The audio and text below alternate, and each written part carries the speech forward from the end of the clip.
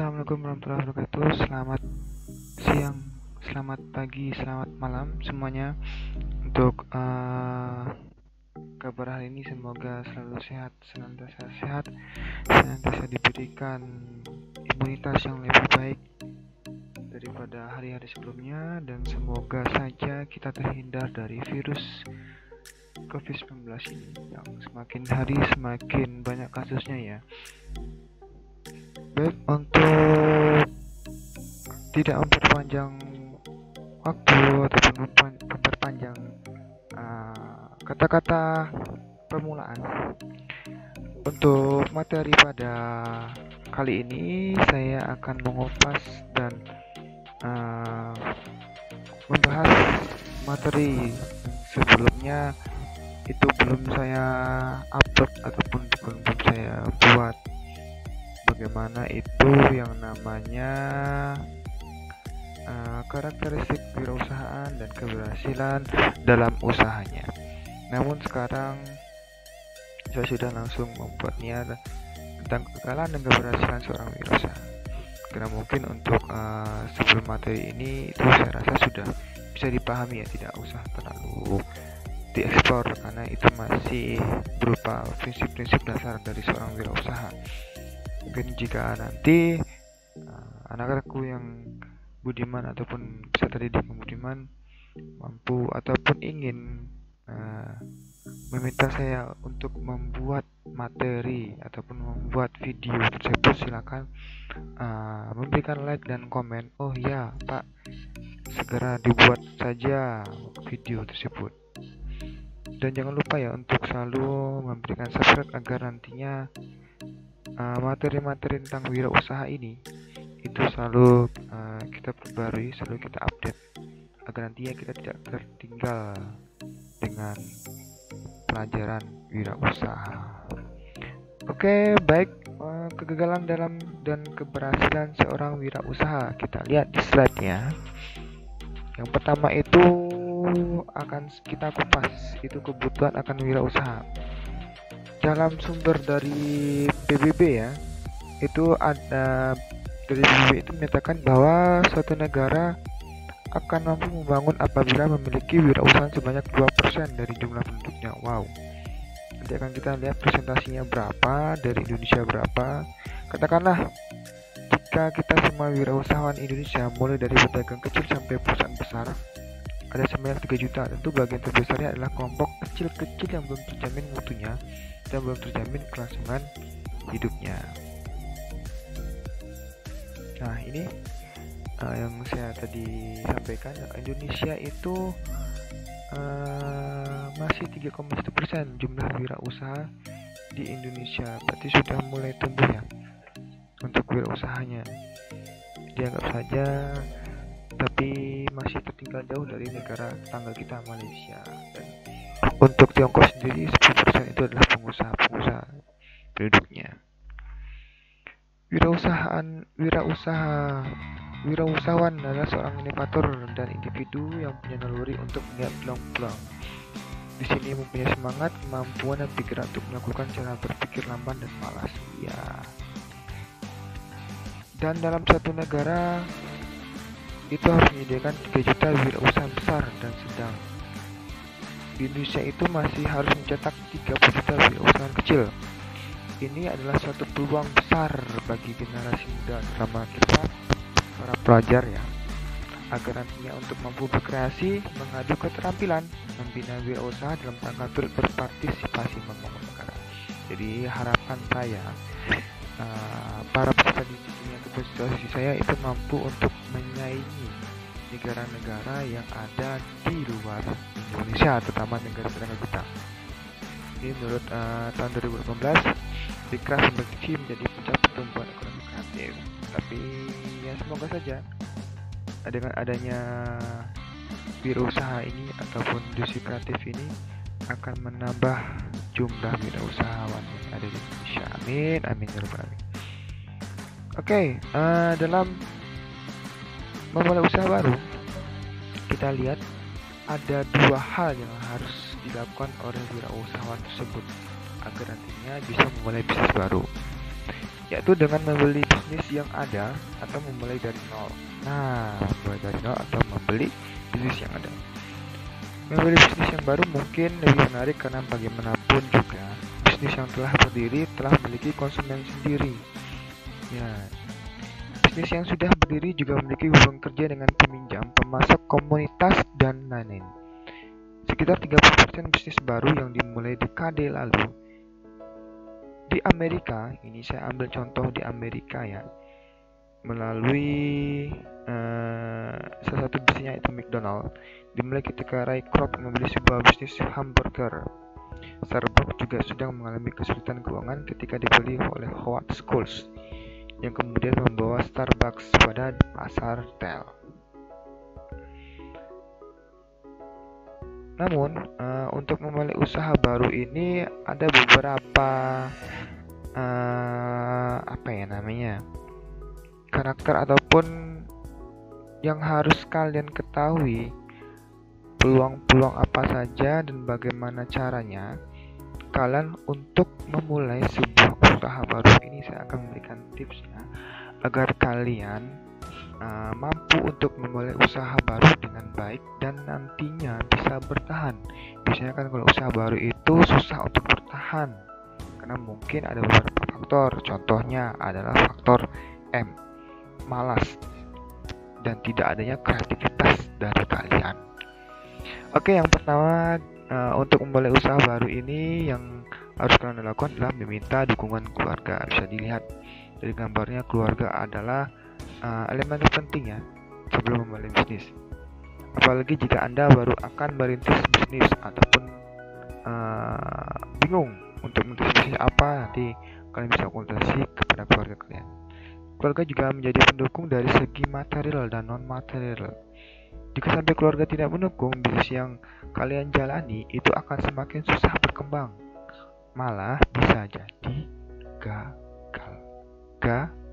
Oke? Karena tidak adanya dukungan dari keluarga. Oleh karena itu, dalam berbisnis, dukungan keluarga sangat dibutuhkan, mulai dari awal merintis hingga sampai sukses nanti. Amin, amin, amin, ya rabbal alamin. Selanjutnya, belajarlah kalian administrasi. Walaupun bisnis yang kalian jalani hanya sekelas rumahan saja, seperti online shop yang sedang marak-marak di sini, seperti online shop jamu, online shop barang-barang pita ataupun masker. Itu kalian harus menguasai administrasi walaupun hanya bentuk sederhana. Dan selalu lakukan pencatatan administrasi dengan tertib walaupun nilainya terbilang kecil. Dan jangan pernah mencampurkan keuangan milik pribadi dengan bisnis. Salah satu fondasi utama untuk melangsungkan bisnis yang akan kalian jalani agar bisa sukses adalah masalah administrasi. Itu ya. Jadi jangan sampai kalian mencampur adukan uang yang kalian miliki dengan uang bisnis kalian, karena nantinya itu akan menjadi titik titik bingungnya kalian untuk mengatur keuangan kalian pada umumnya ya. Selanjutnya, jauhkan pikiran dari kegagalan. Setiap bisnis yang hanya memiliki dua pilihan, yaitu sukses atau gagal. Seorang pebisnis sejati itu tidak akan pernah merasa takut gagal walaupun masih menjadi pemula.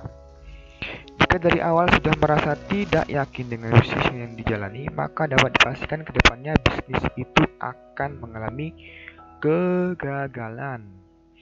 Mental bisnis biasanya itu akan kuat seiring berjalannya waktu dan rintangan yang telah dihadapi. Butuh proses panjang ya, agar nantinya kalian dapat meraih kesuksesan. Jadi tanyakan pada diri sendiri, kuat mana antara berpikir sukses dan gagal sebelum memulai bisnis. Dengan kata lain, jika kalian merasa, aduh saya nggak bisa pak, saya susah untuk menerapkan bisnis seperti itu bukan passion saya, lalu passion kalian seperti apa? Oke, nanti kita akan bahas masalah passion. Yang penting jangan ada dalam pikiran kalian baru memulai saja kalau udah merasa pesimis ataupun gagal. Berpikirlah untuk selalu optimis dan tidak merasakan bahwa bisnis yang kalian mulai itu adalah bisnis yang gagal nantinya. Selanjutnya itu tentukan visi dan misi bisnis. Nah ini sangat penting ya untuk menentukan arah tujuan bisnis ke depan kalian. Walaupun bisnis kalian hanya sekelas rumahan, tetapi kalian juga harus menentukannya dengan jelas, sehingga saat bisnis berjalan akan ada tujuan jelas yang dicapai ke depannya. Tidak asal hanya berjalan, tetapi harus memiliki target. Seperti sekarang ini adanya bahaya COVID-19, otomatis kalian harus memutar otak, memikirkan apa yang harus saya lakukan jika nantinya saya sebagai calon pebisnis muda ingin memulai bisnis saya dan saya tidak ingin gagal. Target utama kalian yaitu memulai terlebih dahulu. Jadi dengan adanya memulai terlebih dahulu itu akan memantapkan kalian untuk meniti naik ke jalan kesuksesan. Jadi tanpa adanya visi dan misi, apa yang kalian tuju dan bagaimana cara mencapai tujuan itu menjadi sulit untuk dicapai. Otomatis kalian bingung ya, aduh ini gimana, ini visi misinya bisnis saya tidak tahu harus mengapain. Jadi setidaknya kalian harus memulai bisnis kalian dengan visi dan misi. Apakah itu misinya untuk membagikan orang tua ataupun hanya untuk misi kalian sendiri ataupun kebutuhan kalian sendiri. Oke. Selanjutnya, hitunglah kebutuhan modal. Bisa dilihat modal ya, modal kalau kalian menjalankan bisnis, tidak akan menjalankan bisnis tersebut jika modal yang kalian miliki itu belum cukup. Jadi mungkin kalau dari sisi finansial itu harus berupa material, tapi untuk dari sisi non material ataupun non finansial kalian juga bisa kok memulai bisnis tersebut tanpa adanya modal ataupun finansial keuangan yang ada ataupun yang mumpuni. Hitung secara teliti mana saja kebutuhan yang paling penting agar bisnis kalian bisa berjalan, dan hindari pembelian barang-barang yang dirasa belum perlu. Selain itu, kalian juga dapat memanfaatkan apa yang ada di sekitar rumah untuk memulai berbisnis seperti halaman, garasi, dapur, peralatan masak, dan lain sebagainya. Nah, ini dia. Misalkan kalian punya skill apa, ataupun kalian belum punya skill, belum punya peralatan masak yang memadai, dapur, garasi, halaman, itu tidak usah bingung. Cukuplah kalian menjadi reseller dari sebuah toko. Ya, dengan adanya reseller ini kalian juga bisa setidaknya memiliki pemasukan lah tanpa adanya pengeluaran. Contohnya saya sendiri juga memulai bisnis ini dengan tanpa modal. Saya rasa modal yang saya keluarkan itu hanya dari tabungan saya dari 1.000-2.000 nantinya akan mampu untuk menghasilkan keuntungan yang lumayan ya. Saya memulai bisnisnya itu dari reseller. Jadi dari reseller ini saya mampu untuk membuat bisnis yang saya senangi ini menjadi pendamping saya ataupun beriringan saya antara jiwa kewirausahaan saya dengan praktek saya yang ada di lapangan. Jadi antara bisnis dengan kewajiban saya mengajar itu harus beriringan. Jadi misalkan saya harus memilih, saya belum bisa memilih apakah saya harus memilih usaha ataupun mengajar, karena dua-duanya adalah usaha saya yang punya. Iya, malah jadi curhat ya. Oke, lanjut. Pilih bidang sesuai passion. Poin penting untuk memilih bisnis adalah sesuai dengan passion yang kalian miliki. Kenapa harus sesuai dengan passion yang kalian miliki? Karena jika dilansir dengan passion, maka apa yang kalian lakukan akan lebih penuh semangat dan terasa lebih ringan. Percaya nggak percaya dong. Contohnya deh, kalian di jurusan teknik komputer jaringan, passion kalian adalah di teknologi. Jika kalian ingin beralih ke teknologi, kalian pikirkan lagi, kalian sudah punya passion, kalian juga punya skill di teknologi. Apakah kalian akan beralih ke dunia masak? Oke, boleh sedikit dalam dunia masak. Tapi nanti kalian harus memasukkannya dengan ilmu ataupun jurusan kalian di bidang teknologi ataupun di bidang akuntansi contohnya. Dengan akuntansi itu misalkan sudah memiliki gimana caranya menghitung untuk sebuah bisnis, itu sudah jadi modal kalian, passion kalian. Jadi otomatis kalian tidak jauh-jauh dari dunia akuntansi ataupun mungkin di dunia sepeda motor, buka bengkel pun juga passion kalian dari awal. Jadi kalian harus membelinya dengan sungguh-sungguh, dan jangan sampai saat bisnis ini sudah dijalankan, kalian tidak patah semangat ataupun bisnis kalian tidak cepat gagal. Namun hindarilah memilih bidang yang tidak sesuai dengan passion. Jadi jika kalian menyukai fotografer, nanti kalian harus membuka jasa foto di rumah.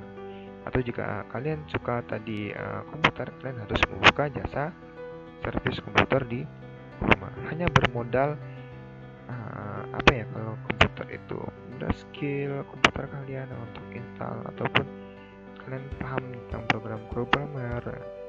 Kalau di desain kan biasanya kan ada software, ada Photoshop misalkan, dan dapat mendapatkan uang tambahan sekaligus passion kalian tersalurkan.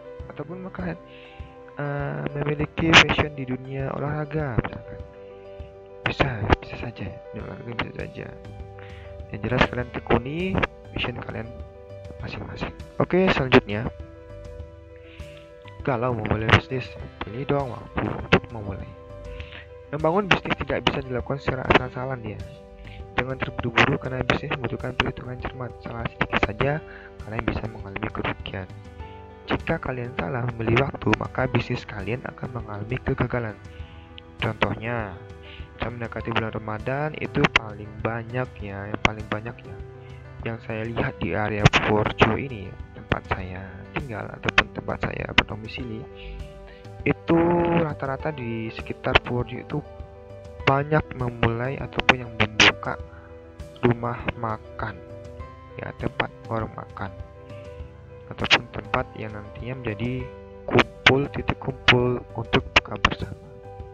Itu rata-rata seperti itu, walaupun kecil ataupun besar itu pasti ada, tiap tahunnya pasti ada. Dan juga adanya orang berjualan busana muslim ataupun kue untuk pembukaan itu pasti banyak. Jadi misalkan kalau kalian di saat mendekati bulan Ramadan ataupun mendekati 17-an ini ya ini kan 17-an dan 17 Agustus ataupun hari kemerdekaan, itu kalian membuka namanya usaha trompet.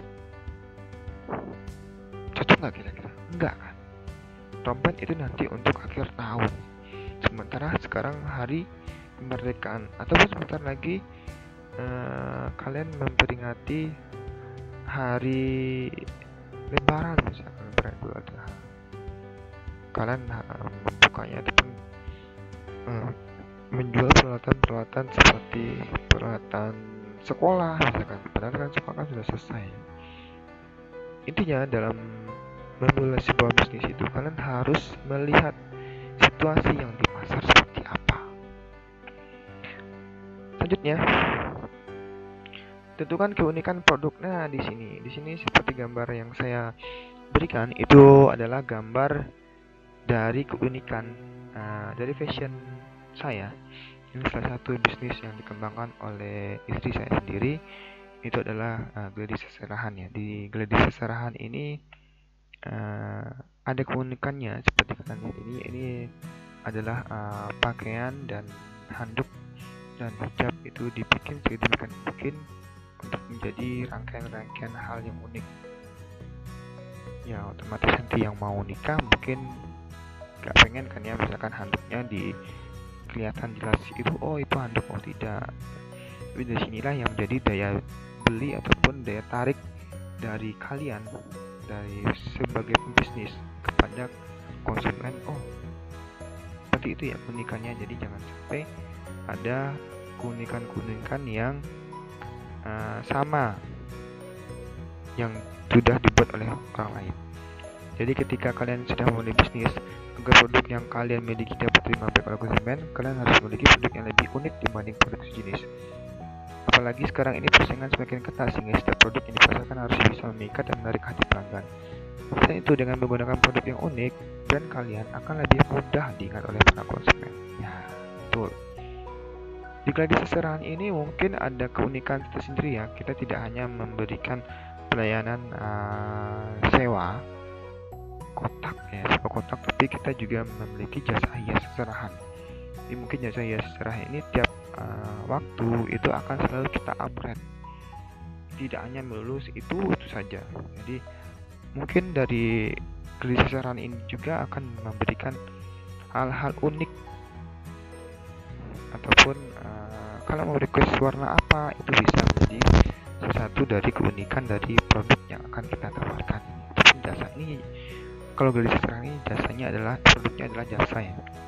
Jadi kita mau menjual jasa sewa kotak dan jasa hias gitu. Nah, lakukan promosi secara tepat. Jadi promosi adalah hal wajib yang harus kalian lakukan untuk mengenalkan produk ke calon pelanggan. Semakin sering kalian melakukan promosi, semakin banyak orang mengetahui tentang produk yang kalian miliki. Dalam hal promosi, agar tidak terlalu banyak uang yang dikeluarkan, maka target promosi harus tepat.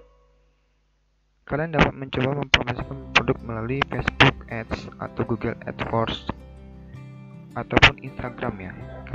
Ketiga platform tersebut dapat menentukan target sesuai apa yang kalian inginkan. Ya, tadi yang saya sampaikan di Gladi Seserahan tadi, itu kita memasarkannya melalui Instagram dan Facebook, dan juga kita masih memasarkannya dalam satu daerah ya, itu masih di daerah Jogja, dan insya Allah nanti akan kita buka di daerah Purworejo ini, semoga.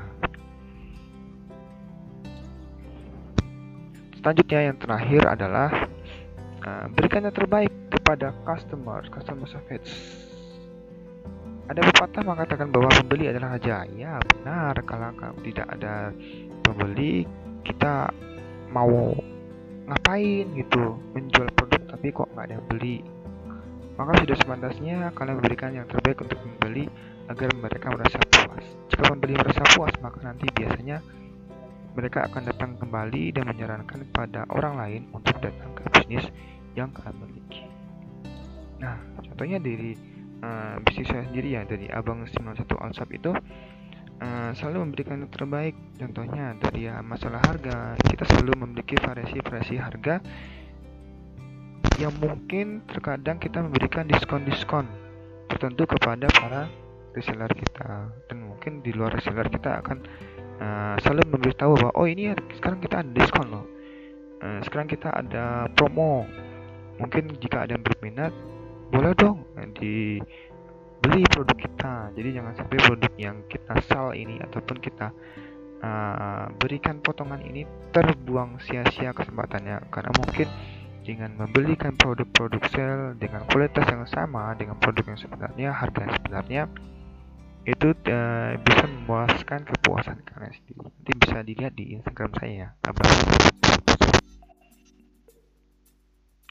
Keberhasilan usaha. Nah, ini sukses bisnis dengan modal 500.000. Ini dari background saya. Jadi dengan bisnis modal 500.000 itu sangat menginspirasi juga ya. Nah, keberhasilan usaha di sini itu tidak terlepas dari faktor-faktor tentang keberhasilan. Itu yang pertama, adanya perencanaan, adanya visi misi dan dedikasi yang tinggi dari usaha atau bisnisnya. Nah ini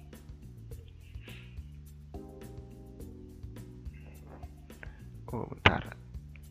Nah, adanya komitmen yang tinggi dalam usaha untuk mencapai tujuan organisasi, adanya dana yang cukup untuk usaha, adanya SDM yang handal dan teknologi tinggi, adanya manajemen usaha yang baik dan tepat realistis, adanya faktor internal dan eksternal berupa peningkatan permintaan akan barang dan jasa, adanya faktor internal, adanya keterampilan dan pengalaman di dalam bidang usaha. Ini di angka 6 itu bukan realistis 7 ya, tapi realistis karena typo saja bagi saya tadi. Adanya kecocokan minat atau interest terhadap barang usaha, adanya kebutuhan konsumen yang terpuaskan. Ya, jelas ada konsumen yang puas, kita harus memiliki motivasi lebih agar konsumen yang lain juga terpuaskan. Intinya jika kalian bisa memuaskan konsumen yang kata wah enak, wah bagus, pasti kalian akan termotivasi untuk terus berwirausaha. Jadi misalkan kalian belum terpuaskan dengan konsumen, ya jangan sampai patah semangat. Gimana caranya? Kalian selalu memberikan terbaik kepada konsumen kalian. Adanya sarana dan prasarana yang lengkap sebagai penunjang usaha, seperti contohnya ya sarana dan prasarana gadget itu, terus aplikasi-aplikasi pendukung dalam HP kalian misalkan, itu bisa juga menjadi sarana dan prasarana yang lengkap sebagai penunjang usaha kalian. Selanjutnya, kegagalan usaha. Dalam mengelola usaha atau bisnis, berbagai kesulitan merupakan hal yang wajar. Kegagalan dalam berusaha atau berbisnis harus dipandang sebagai guru dan dijadikan pendorong untuk kalian mendapatkan kemajuan dalam usaha yang lebih besar. Seorang wirausahawan harus dapat menghadapi kesukaran dan kegagalan dengan bijaksana, berpikir positif, bersikap positif, serta objektif. Nah, seorang wirausahawan gagal dalam menjalankan bisnisnya itu memiliki alasan yang paling umum ya. Yang pertama itu adalah kekurangan konsep yang layak. Masalah umum lainnya adalah kurangnya pengetahuan pasar ya. Pengetahuan pasar. Misalnya ya di sini dari nomor poin 1 nomor poin 2 itu kita menganggap bahwa semua orang di sekitar sekolah ataupun pada saat ini itu membutuhkan internet, sehingga kita langsung membangun warung internet. Kita tidak melihat bahwa misalnya sudah banyak wifi gratis ataupun tempat-tempat wifi gratis itu berjamur di masyarakat. Seperti kalian nantinya misalkan mengerjakan tugas, jangan sulit, jangan kebanyakan alasan. Oh, kuota saya tidak ada, Pak. Oh, saya tidak memiliki HP. Oh, saya tidak memiliki komputer, banyak jalan sis. Ya. Jadi kalian harus pintar-pintar untuk mengatasi kegagalan yang kalian miliki. Jangan sampai kegagalan itu menghambat kemajuan kalian untuk lebih baik, untuk menggapai impian kalian menjadi seorang yang berguna bagi nusa dan bangsa dan bagi orang tua kalian. Nah, di sini tadi yang saya contohkan, kalian membangun internet ataupun warnet di sekitar sekolah. Sama saja kalian tidak mengetahui bahwa yang kalian bangun itu sia-sia. Jadi kalian belum mengetahui bahwa di sana juga ada wifi gratis. Otomatis orang yang pengen internetan itu paling mencari wifi gratis dulu daripada untuk menghabiskan uang mereka guna masuk ke dalam warung internet. Atau mungkin sekarang bisa dikemas, misalkan kalian ingin mengemasnya, boleh kalian mengemasnya membuat kafe, misalkan kafe sambil nongkrong free wifi, terus sambil menikmati tugas di sana kalian tinggal makan dengan harga yang sama deh. Misalkan untuk minuman kopi saja kalian bikin harga 10.000, otomatis kalian tidak akan mendapatkan kerugian ataupun jika kalian pengen rugi ya kan minumannya dibikin murah dan nantinya jangan sampai dibikin murah ya, karena nantinya jika kalian bikin murah harga minuman dan dia tidak akan masuk dengan harga internet yang akan kalian bayar tiap bulannya. Seorang wirausahawan dapat juga dikatakan gagal karena sudah mencari orang yang memiliki keterampilan yang baik. Bahkan kekurangan mencari orang yang memiliki keterampilan yang baik itu poin ketiga. Bahkan kekurangan keterampilan teknis dapat menjadi masalah. Seorang pengusaha restoran ya misalnya, mereka dapat gagal karena tidak berhasil mendapatkan koki yang baik. Kokinya tiba-tiba pindah dan ia gagal menemukan pengganti yang baik sementara pengusaha itu sendiri tidak memiliki keterampilan memasak. Pada akhirnya, jumlah pengunjungnya menurun dan lambat tahun restorannya tertutup. Banyak itu contohnya sekarang. Jika misalkan kalian tidak memiliki skill di bidang masak, ya jangan dibuka dulu masak di bidang kulinernya. Kalian memiliki pengen membuka dunia masak atau industri masak, ya kalian harus berani untuk mengambil kesempatan ataupun peluang yang ada dengan membuka lowongan koki, misalkan 2 ataupun 3. Jadi misalkan mereka keluar, ya kalian jadi cadangan. Jadi jangan sampai deh untuk koki tadi keluar, karena untuk menjaga kualitas itu pun juga kalian harus menjaga kerja baik atau bekerja sama yang baik dengan pegawai itu. Selain itu, yang poin keempat, kesulitan untuk mengumpulkan dana besar untuk memulai suatu usaha. Tidak mudah untuk meminjam di bank karena dibutuhkan syarat-syarat tertentu ya. Pada usaha-usaha yang membutuhkan modal besar seperti pembangunan pabrik, modal yang besar dapat menjadi masalah bagi wirausaha tersebut. Ya, gitulah. Persaingan ketat dengan perusahaan besar juga dapat menjadi penghalang baru bagi seorang wirausahawan. Ini poin kelima.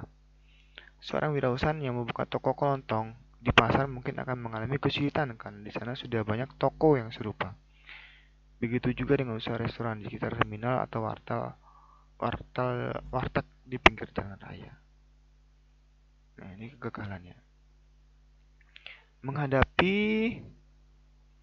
karya dan pengalaman sebagai masukan bagi pengembangan diri. Nah, poin pertama yang akan saya bahas itu menumbuhkan minat berwirausaha. Jadi dalam menghadapi karya dan pengalaman sebagai masukan bagi pengembangan diri, menumbuhkan minat berwirausaha. Jadi menumbuhkan minat berwirausaha ini merupakan potensi pembangunan baik dalam jumlah maupun dalam mutu wirausaha tersebut. Sekarang ini kita menghadapi kenyataan bahwa jumlah wirausaha di Indonesia masih sedikit dan mutunya belum dapat dikatakan hebat. Sehingga persoalan pembangunan wirausaha di Indonesia merupakan persoalan mendesak bagi suksesnya pembangunan. Oke, itu ya. Nah, di sini manfaat dari adanya wirausaha itu di antara lain adalah menambah daya tampung tenaga kerja sehingga nantinya akan mengurangi pengangguran. Yang kedua, sebagai generator pembangunan lingkungan bidang produksi, distribusi dan pemeliharaan lingkungan, kesejahteraan dan sebagainya. Jadi sebagai generator pembangunan lingkungan jika kalian memiliki minat berwirausaha. Yang poin ketiga, itu menjadi contoh bagi masyarakat lain sebagai pribadi unggul yang patut dicontoh. Diteladani karena seorang wirausaha itu adalah orang terpuji, jujur, berani, hidup tidak merugikan orang lain. Jelas, karena kalian tidak tergantung. Jadi kalian harus memiliki sosok sebagai seorang yang memiliki pribadi unggul ya dalam adanya minat kalian dalam berwirausaha ini. Selanjutnya, selalu menghormati hukum dan peraturan yang berlaku, berusaha selalu menjaga dan membangun lingkungan. Nantinya jika lingkungan kalian itu masih banyak yang membutuhkan, kalian harus membangun lingkungan tersebut dan menyadarkannya bahwa setiap hukum, setiap peraturan itu harus ditegakkan. Jangan sampai kalian seenak-enaknya karena kalian memiliki banyak uang misalkan sebagai pengusaha. Poin kelima, berusaha memberi bantuan kepada orang lain dan membangun sosial dan pembangunan sosial sesuai dengan kemampuannya. Berusaha untuk memberi bantuan.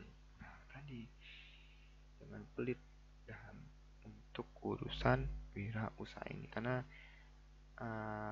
dalam agama saya itu dalam Islam mengajarkan bahwa semakin banyak sedekah sebagai seorang wirausaha itu semakin banyak aliran dana ataupun pemasukan kalian untuk berkembangnya usaha kalian. Itu banyak itu yang terjadi.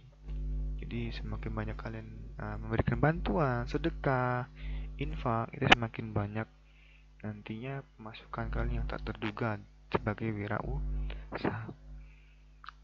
Selanjutnya, hidup secara efisien dan tidak berfoya-foya dan tidak boros. Itu dia. Jadi kalian sebagai wirausaha jangan sampai kalian kelengahan ya, karena banyaknya uang, banyak fasilitas, kalian langsung membeli apa saja yang kalian inginkan. Itu tidak ada dalam penumbuhan minat berwirausaha. Nah, ini jangan berprinsip harus ada uang untuk berusaha, coba dibalik, harus ada usaha untuk menghasilkan uang ini. Nah, siapa yang tokoh ini? Jadi kalian jawab sendiri di komentar ya, siapa sih nama tokoh ini? Nah, keberhasilan seorang wirausaha dalam kegiatannya adalah karena etos kerja yang tinggi. Etos kerja yang tinggi dari seorang wirausaha terletak pada kreativitas dan rasa percaya diri kepada diri sendiri untuk berhasil. Jelas, kalau kalian tidak merasa percaya diri untuk promosi saja, kalian merasa, aduh malu saya promosi barang-barang itu, aduh saya gak ada fashion di sana, saya malu. Tapi misalkan kalian mendapatkan keuntungan, kalian pasti mau kan, iya kan, pasti mau. Itu dia yang harus kalian lawan. Selanjutnya, kecakapan dan keahliannya di dalam berwirausaha. Kalian harus mampu memberikan kecakapan kalian di bidang keahlian kalian. Kan kalian di jurusan TKJ, kalian harus mampu mengekspor diri kalian untuk mengembangkan bakat kalian. Jangan sampai stagnan di sana. Kalian harus berani mengekspor, berani menjual diri kalian di bidang keahlian kalian sendiri. Ya, dalam tanda kutip positif. Selanjutnya, sikap dan kemauan yang tinggi untuk berwirausaha. Ini dia. Kalian jangan sampai kemauan kalian tinggi, tapi sikap kalian 0%.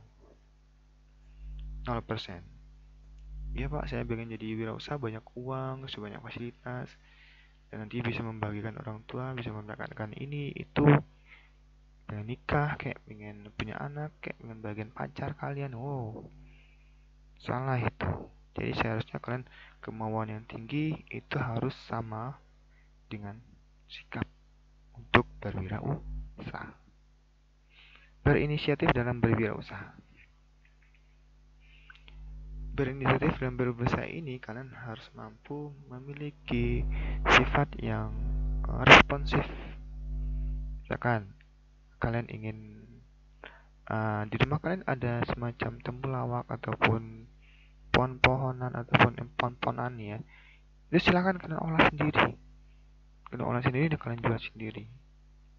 Ataupun kalian sekarang lagi gabut di rumah, bingung mau ngapain, coba deh kalian berpikir, saya di rumah ngapain yang kok nggak ada aktivitas menantang gitu. Coba deh saya melakukan aktivitas menantang yang nantinya akan berguna bagi saya, dan nantinya saya tidak gabut di rumah. Itu yang harus kalian lakukan, dan nanti akan saya ajarkan kepada kalian bagaimana caranya kalian tidak gabut di rumah. Selanjutnya, berani memikul segala risiko yang dihadapi. Jangan sampai kalian malu, kalian merasa, aduh kok saya merasa menjual diri saya gitu untuk menjual jilbab misalkan, menjual celana misalkan. Kenapa kalian harus berpikir seperti itu? Coba deh kalian berpikir yang positif. Oh, saya menjual ini, itu buat saya sendiri, itu untuk mengajarkan saya gimana caranya saya percaya diri, percaya kepada kemampuan saya sendiri, dan tidak malu karena saya melakukan hal yang positif. Wirausaha dan lapangan pekerjaan. Nah, kebutuhan akan lapangan pekerjaan setiap tahun akan semakin meningkat ya. Sejalan dengan ledakan pertumbuhan penduduk, perkembangan penduduk harus diikuti oleh tersedianya lapangan pekerjaan baru. Keseimbangan antara arus pencari kerja dengan arus pencipta pekerjaan akan dapat mengatasi pengangguran. Ledakan pertumbuhan di dalam pembangunan ini ya, seseorang yang memiliki jiwa kewirausahaan itu disebut memiliki keahlian usaha juga harus dapat meningkatkan efisiensi kerja. Jadi kalian harus meningkatkan efisiensi kerja, jangan sampai kalian bekerja itu saja yang kalian kerjakan. Setidaknya kalian bekerja itu lebih baik daripada hari kemarin. Selanjutnya itu mengutamakan kepentingan umum. Nah, jika kalian sebagai seorang pengusaha, wirausaha itu tidak akan mementingkan dirinya sendiri, tapi mementingkan kepentingan umum terlebih dahulu. Misalkan deh, di dekat masjid kalian itu kalian sedang diadakan namanya kegiatan latihan ataupun ceramah, itu setidaknya kalian harus datang terlebih dahulu. Selanjutnya, meningkatkan keterampilan khusus. Jika kalian memiliki di bidang jahit, keterampilan khusus kalian jahit, ya kalian harus meningkatkan keterampilan kalian. Karena mungkin di bidang jahit ini itu harus mampu untuk berkreasi, harus mampu untuk mengupdate situasi pasar. Jangan sampai kalian terbengkalai ataupun tidak mengetahui situasi pasar saat ini. Contohnya sekarang itu lagi tren baju-baju ataupun celana-celana yang berbentuk digital. Jadi ada lampu-lampunya, ada klip-klipnya. Nah, itu yang harus kalian tingkatkan. Menaikkan jumlah dan mutu produksi. Jumlah dan mutu produksi itu harus seiring dengan adanya semangat kalian. Jika kalian tidak memiliki semangat, berarti jangan pernah sama sekali kalian menaikkan jumlah dan mutu produksi. Karena sama saja kalian menjual ataupun mengembur-gemburkan uang kalian. Meningkatkan daya pikir positif, kreatif, dinamis, dan penuh inisiatif. Harusnya daya pikir positif, karena berpikir positif, barang yang saya jual itu lebih baik daripada barang yang dimiliki oleh tetangga sebelah saya. Walaupun sebenarnya dalam situasi pasar barang kalian belum memiliki kualitas yang lebih baik daripada tetangga sebelah. Paham?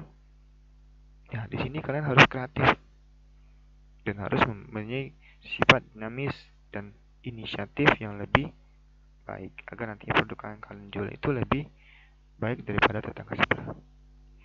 Etos kerja dan profesionalisme. Banyak orang mencari pelepasan dari ketidakpuasannya dengan cara mendirikan bisnis atau usaha baru. Dengan berwirausaha, mereka berharap dapat mengecap suatu keberhasilan dalam mengembangkan kreativitasnya, profesionalismenya, serta dapat menyalurkan energinya. Seorang yang menjalankan wirausaha, ataupun kalian yang ingin menjalankan wirausaha, itu menginginkan adanya tantangan-tantangan baru serta menunggu adanya harapan-harapan baru.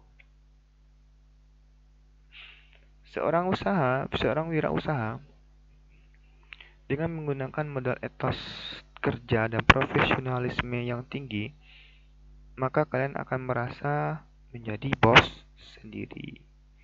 Bekerja kapan saja, tidak terikat pada patokan jam kerja. Mengumpulkan banyak keuntungan, ya, meningkatkan kegiatan usahanya atau bisnisnya, meningkatkan produktivitasnya.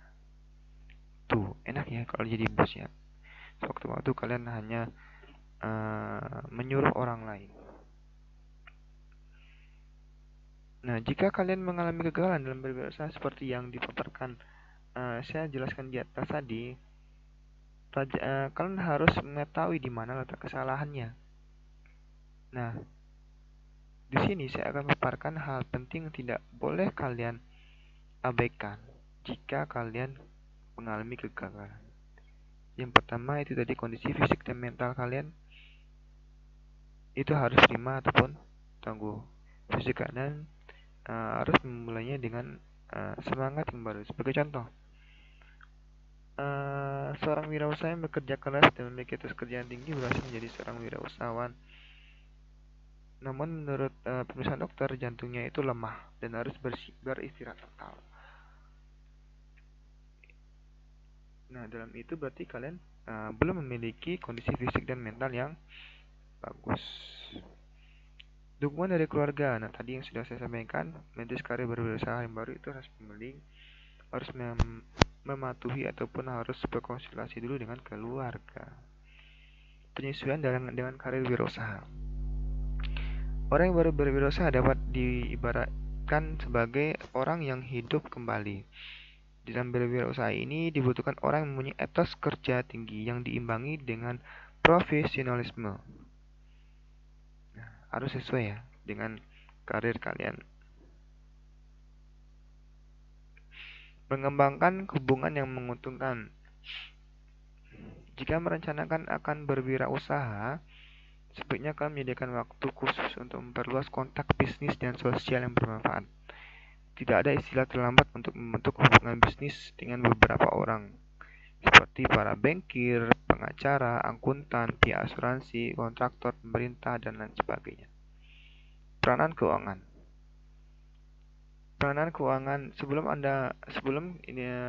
kalian di sini untuk memutuskan karir baru dalam bidang kewirausahaan, sebaiknya lakukanlah analisis yang mantap, yang tepat mengenai bidang keuangan perusahaan kalian. Jadi biasanya kesalahan umum di dalam berwirausaha itu adalah menginvestasikan uang yang terlalu banyak untuk aktiva tetap kalian. Sebagai contoh, kalian memiliki uang 100 juta, sementara kalian pengen membangun kafe. Kafe itu di sekitar sana itu sudah banyak perjamuan kafe yang sejenis. Yang kalian inginkan adalah membuka kafe yang bernama kopi. Mungkin untuk mengatasi itu kalian harus memulainya dengan membuka kafe, tapi kecil-kecilan dahulu. Setidaknya kalian mencoba penjajakan pasar. Selanjutnya, latihan dan pendidikan kewirausahaan. Nah, tadi setelah saya menjelaskan tentang kegagalan ya, kegagalan yang tidak boleh kalian abaikan, itu kalian harus mendengarkan kembali apa yang saya sampaikan tadi. Dan setelah mempelajari kegagalan tersebut, latihlah diri kalian dan ketahuilah bahwa pendidikan kewirausahaan itu merupakan salah satu aspek yang perlu kalian rencanakan dan kalian lanjutkan. Ya, dengan adanya latihan dan pendidikan kewirausahaan, itu diharapkan dapat meningkatkan kepribadian, pengetahuan, dan profesionalisme kalian. Adapun manfaat adanya latihan dan pendidikan kewirausahaan tersebut adalah dapat meningkatkan produktivitas kerja kalian. Ya, kalian harus memiliki produktivitas kerja agar nantinya hasil kalian mendapatkan hasil yang baik.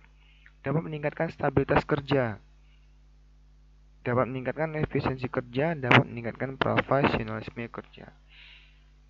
Sedangkan faedah adanya latihan dan pendidikan kewirausahaan diantaranya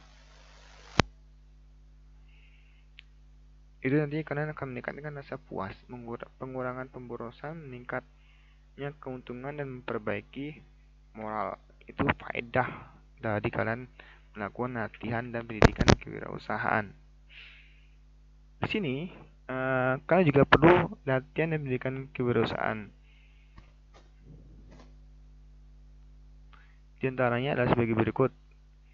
Yang pertama itu ada tenaga wirausaha yang mempunyai kemampuan luar biasa. Sedapat mungkin setiap orang memiliki jiwa kewirausahaan itu dapat dikembangkan dan ditingkatkan mutu dan jumlahnya. Jangan sampai kalian sudah mempelajari tentang pendidikan kewirausahaan ini kalian merasa tidak sanggup untuk belajar lebih lagi. Itu salah ya. Usaha-usaha penggalian kewirausahaan sangat penting dan mutlak ya itu ya. Kurang mutlaknya dan diperlukan oleh setiap orang.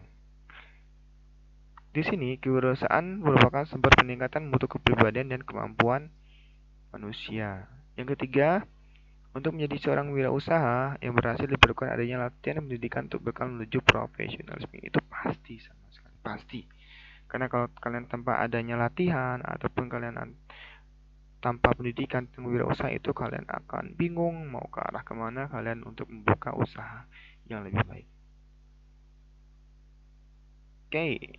Sekali lagi saya sampaikan untuk kalian, jangan bosan-bosannya memberikan subscribe dan selalu memiliki komentar. Nah, oke. Subscribe, jangan sampai kalian tidak subscribe. Oke, sekian pemaparan pada materi saya kali ini. Tadi saya sudah membahas tentang adanya